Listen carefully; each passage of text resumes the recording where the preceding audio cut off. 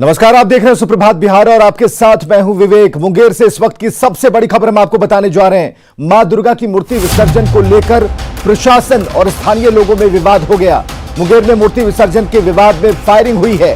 Firing में एक की मौत हुई जबकि 6 लोग घायल बताए जा रहे हैं। घायलों को सदर अस्पताल में भर्ती करा दिया गया है। इस वक्त की बड़ी खबर, जहां पर विसर्जन के बाद मौत हुई, पथराव में 20 जवानों के घायल होने की भी खबर है। इसके अलावा जो जानकारियां मिल पा रही हैं, हम आपको बताते चले कि पुलिस पब्लिक के बीच में भिड़ंत, 2 तस्वीरें एक साथ, और दोनों ही तस्वीरों में आप देख सकते हैं किस तरह से भगदड़ मची हुई है।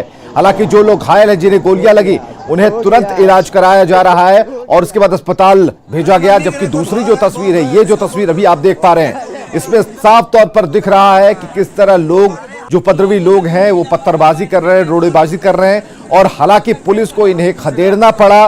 और ये तस्वीरें आप देख सकते हैं जिसमें पुलिस बल के जवान उन्हें खदेड़ते नजर आए। मूर्ति विसर्जन की विवाद में झड़प हुई।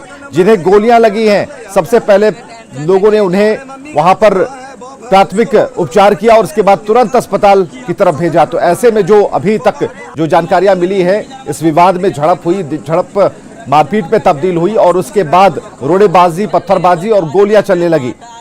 तो एक अनुराग कुमार नाम के एक युवक की मौत हुई है जबकि 6 लोग घायल बताए जा रहे हैं और सभी घायलों को इलाज के लिए सदर अस्पताल में भर्ती कराया गया है। और पुलिस पर ही फायरिंग का आरोप लगा है। जो लोग कह रहे हैं उसके मुताबिक पुलिस ने फायरिंग की और उसी फायरिंग का नतीजा है कि गोलियां लगी हैं। और शहर के दीनदयाल चौक के पास की ये घटना है। इस वक्त की सबसे बड़ी खबर हम आपको बता रहे हैं। मुंगेर में मां दुर्गा के मूर्ति विसर्जन को लेकर प्रशासन और स्थानीय लोगों में विवाद, और देखते ही देखते ये मामला हिंसक हो गया, झड़प में तब्दील हो गया। इस दौरान फायरिंग हुई। अनुराग कुमार नाम के एक युवक को, उसकी मौत हो गई है जबकि 6 लोग घायल बताए जा रहे हैं और सभी घायलों को इलाज के लिए सदर अस्पताल में भर्ती कराया गया। ये लड़का को गोली लग के उसके जांग में लग गया। तुरंत घर में फोन आया कि गोली लग गई। बोला अभी तक पहुंची, वो नहीं किया, गोलियों लग गया। बोला हाँ पहुंच गए थे। किसने गोली चलाई? बोल रहा है प्रशासन गोली चलाया, लेकिन हम लोग तो देखे नहीं है। हमें मालूम हुआ कि यहाँ से खबर गई कि ऐसा बहुत सारी भीड़ है और डॉक्टर की व्यवस्था की जाए, तो हम खुद आए, कुछ डॉक्टर की व्यवस्था और स्टाफ का किए, क्योंकि काफ़ी भीड़ भी थी, काफ़ी पेशेंट था, 5-6 गन शॉट का मरीज था। एक तो डेथ है, एक का सीने में लगा था, वो चला गया, रेफर कर दिया गया। दुर्गा पूजा के विसर्जन के समय कुछ शरारती तत्वों के द्वारा रोड़ेबाजी की घटना हुई है। साथ ही साथ पुलिस पर फायरिंग की घटना भी हुई है, जिसकी वजह से अनेक पुलिसकर्मी घायल हुए हैं। और इसमें दुर्भाग्यपूर्ण तरीके से एक व्यक्ति की मृत्यु हुई है और लगभग 6 व्यक्ति इसमें घायल हुए हैं। भीड़ की तरफ से कुछ फायरिंग हुई, जिसमें दुर्भाग्यपूर्ण वश एक व्यक्ति की मृत्यु हो गई है तथा 6 लोग अभी घायल हैं। पूरे शहर में हम लोगों के द्वारा फ्लैग मार्च किया जा रहा है। स्थिति नियंत्रण में है और हम लोग की यही अपील है कि जो भी असामाजिक तत्व हैं वो इस तरीके की हरकतें ना करें। हमारी नज़र उनके ऊपर बनी हुई है।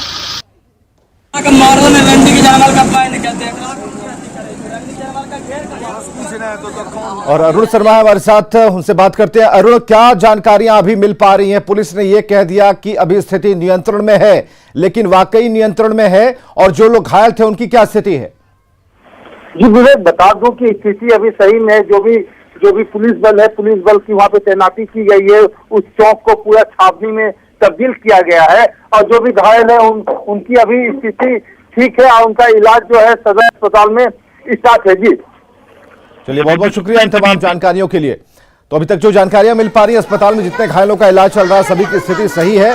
हालांकि ये जो गोलीबारी हुई, इसके बाद पुलिस की नजर उन लोगों पर है, उन असामाजिक तत्वों के ऊपर है जिन्होंने इस घटना को अंजाम दिया है, उपद्रव मचाया है, या फिर गोली चलाने में जिनकी मिली भगत है, जिन्होंने गोलियां चलवाई या फिर चलाई हैं। हालांकि लोगों का यह कहना, जो गुस्से में है लोग, परिजन हैं, उनका कहना है कि पुलिस ने गोलियां चलाई और वही गोली जाके लगी। हालांकि पहले इलाज के लिए उस युवक को भेजा गया है जिसमें एक की मौत भी हुई है और ऐसे में मूर्ति विसर्जन के बाद झड़प की ये तस्वीरें हम आपको दिखा रहे हैं।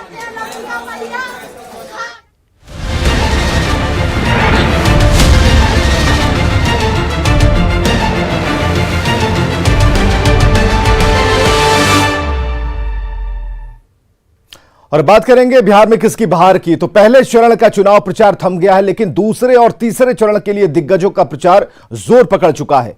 मुख्यमंत्री नीतीश कुमार आज 6 चुनावी जनसभाएं करेंगे और ये सभी चुनावी जनसभाएं नालंदा जिले में होंगी। 9:50 से ये शुरू होगा, फिर 11 बजे वो राजगीर जाएंगे। 12:10 पर नालंदा के अस्थावा में होंगे, हाई स्कूल बिंद में, और नालंदा के नूर सराय सरदार पटेल स्टेडियम में तकरीबन 1:20 पर वो पहुंचेंगे। और उसके बाद 4:10 पर हरनौत में होंगे, जहां पर चुनावी जनसभा करेंगे।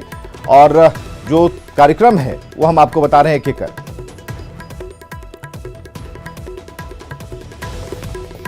और बीजेपी अध्यक्ष जेपी नड्डा का चुनावी कार्यक्रम 2 चुनावी सभाएं करेंगे। 1:05 से ये शुरू होगा, 3:40 पर ये चंपारण में होंगे। पूर्वी चंपारण में एनडीए प्रत्याशियों के लिए प्रचार करेंगे। तेजस्वी यादव की आज चुनावी सभाएं हैं 14 और 10 बजे से शुरू हो जाएंगी। 10:30 बजे के करीबन ये मोतिहारी में होंगे, गायघाट हाई स्कूल में। और इसके बाद पूर्वी चंपारण में 11 बजे इनकी सभा है केसरिया में। मधुबन में भी सभा है, पूर्वी चंपारण के कल्याणपुर में। इसके अलावा शिवहर, मुजफ्फरपुर, सीतामढ़ी और पटना में भी तेजस्वी यादव की सभाएं हैं।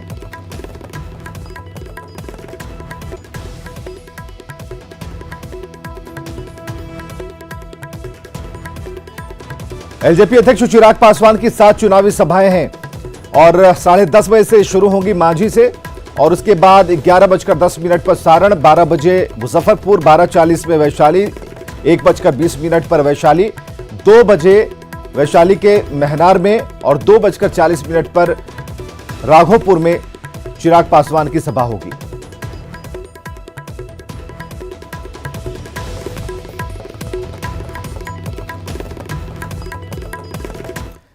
इधर आरा के अगियाओं में जेडीयू विधायक प्रभुनाथ उराम के काफिले पर हमला हुआ और इस हमले में विधायक बाल बाल बच गए। अगियाओं के किरकिरी मैदान में जनसंपर्क के दौरान प्रभुनाथ उराम पर हमला किया गया। इस हमले में गाड़ी का शीशा टूटा है। प्रभुनाथ उराम ने माले समर्थकों पर हमले का आरोप लगाया है।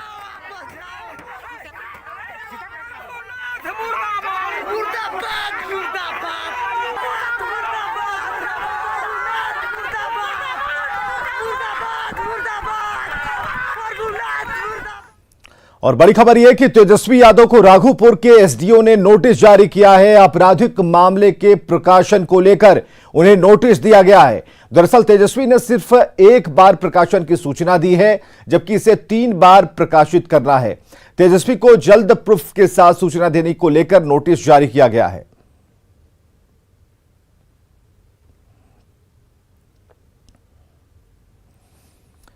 और उस बयान की बात जो चर्चा में है, तेजस्वी के बाबू साहब वाले बयान पर आरजेडी बैकफुट पर है। आरजेडी को इस मामले में सफाई देनी पड़ी। पार्टी के राष्ट्रीय प्रवक्ता और सांसद मनोज झा ने कहा कि तेजस्वी यादव का बयान सरकारी ऑफिस में फैले भ्रष्टाचार के खिलाफ था, न कि किसी जाति विशेष को लेकर। ब्लॉक और थाने से लेकर सचिवालय तक भ्रष्टाचार है। वो भ्रष्टाचार जो बाबुओं का भ्रष्टाचार है, साहिबाना मिजाज के लोगों का भ्रष्टाचार है, आज नागवार गुजरा है।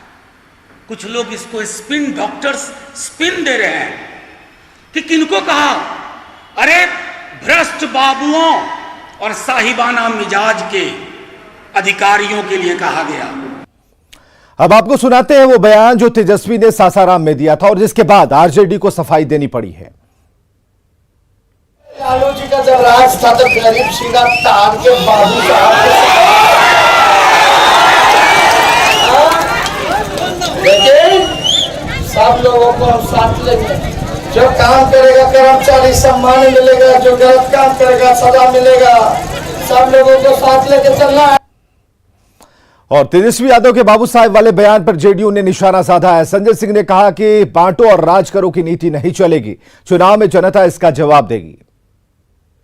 तौर पर अमर्यादित बयान है, विवादित बयान है। और जो उनका पिता का जो संस्कार था, इनके पिता उन्हीं के पुत्र है ना, लालू यादव जी का पुत्र है। लालू यादव जी ने कहा था बूढ़ा बाल साफ करो, उसी पैटर्न पर तेजस्वी यादव भी चल रहे हैं। समाज को तोड़ो, राज करो, ऐसा थोड़े चलता है। और बाबू साहेब वाले बयान पर कांग्रेस ने तेजस्वी यादव का बचाव किया है। कांग्रेस नेता समीर सिंह ने कहा कि आरजेडी ने इस बार ऊंची जाति के लोगों को भी टिकट दिया है।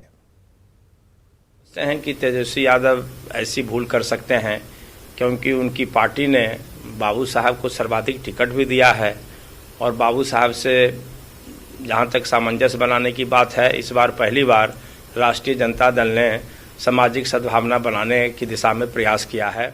और इधर जेडीयू ने चिराग पासवान पर अब तक का सबसे बड़ा हमला किया है और कहा है कि चिराग को 7 निश्चय के बारे में बोलने का हक नहीं। चिराग पासवान जैसे एक ही फिल्म में फ्लॉप हो गए, उसी तरह पहले चरण के चुनाव के बाद वे फ्लॉप हो जाएंगे।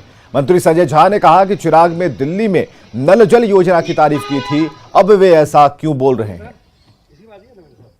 तो जैसे वो फिल्म में फ्लॉप की, एक ही फिल्म में फ्लॉप कर गए, उसी तरह राजनीति में फर्स्ट फेज जो 28 तारीख को है ना, उसी तरह फ्लॉप करके वो आउट हो जाएंगे। बिहार में आप देखेंगे वो मदारी जो नचाता है तो नाच रहा है, मदारी नचा रहा है। जमुरा जो होता है तो जमुरा वाले पार्ट में है आजकल। इतना मैं जरूर जानता हूं कि बिहार की जनता बहुत मैच्योर है।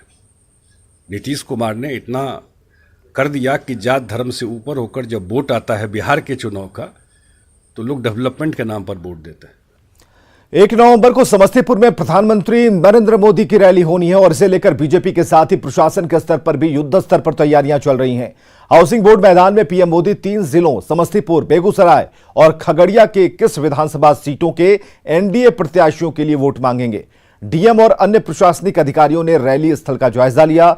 हेलीपैड से लेकर रैली के मंच और क्राउड मैनेजमेंट से लेकर कोविड प्रोटोकॉल के पालन की रणनीति पर चर्चा हुई। रैली प्रभारी और उत्तर प्रदेश के कौशाम्बी से बीजेपी सांसद विनोद सोनकर ने भी अपने कार्यकर्ताओं के साथ तैयारियों का जायजा लिया। पीएम की रैली को लेकर हर विधानसभा क्षेत्र में 5-5 एलईडी स्क्रीन लगाई जाएंगी। आपके समस्तीपुर, खगड़िया, बेगूसराय कुल 21 विधानसभा की ये रैली है और ये अपने आप में एक अनोखी रैली है। प्रोटोकॉल को देखते हुए, प्रोटोकॉल को पालन करते हुए सभी विधानसभा में 5-5 स्थानों पर एलईडी के माध्यम से कनेक्ट किए जाएंगे और समस्तीपुर में पूरे एक विधानसभा के जो लोग हैं वो यहाँ पर आने वाले हैं। तो इस प्रकार यह रैली वर्चुअल भी होगी और एक्चुअल भी होगी। तैयारी, थर्मल स्क्रीनिंग, सैनिटाइजेशन, मास्क की व्यवस्था, सभी लोगों के वीआईपी एरिया में कोविड जांच की व्यवस्था और साथ में ही strict security protocol, crowd management, barricading की कड़ी व्यवस्था, सारी व्यवस्थाएं की गई। 10 लाख नौकरी देने के तेजस्वी के दावे पर सियासी बयानबाजी जारी है। केंद्रीय पशुपालन मंत्री गिरिराज सिंह ने कहा कि जुमलों से राजनीति नहीं चलती। तेजस्वी को यह बताना चाहिए कि बिहार के डिप्टी सीएम रहते उन्होंने कितने लोगों को नौकरियां दी। वहीं जेडीयू पर चिराग के हमले को लेकर गिरिराज सिंह ने पूछा कि चिराग पासवान कांग्रेस या फिर तेजस्वी पर कुछ क्यों नहीं बोलते। वही आतंक, उग्रवाद माले के साथ होना, कांग्रेस में जाले में कांग्रेस के उम्मीदवार जिन्ना के रास्ते पर चलना और जुमला पढ़ना कि हम 10 लाख एक दिन में रोजगार देंगे। मेरा हाथ जोड़ के निवेदन है वो बता दें 20 महीना में कितने लोगों को रोजगार दिया। और यहां रुकेंगे एक छोटे से ब्रेक के लिए।